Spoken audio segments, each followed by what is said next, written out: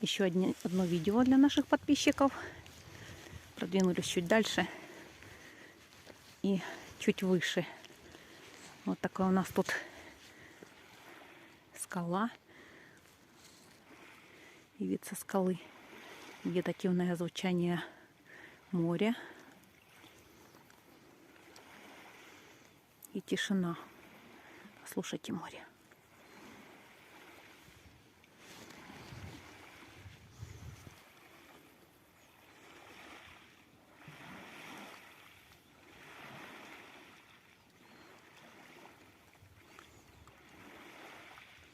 Завораживает.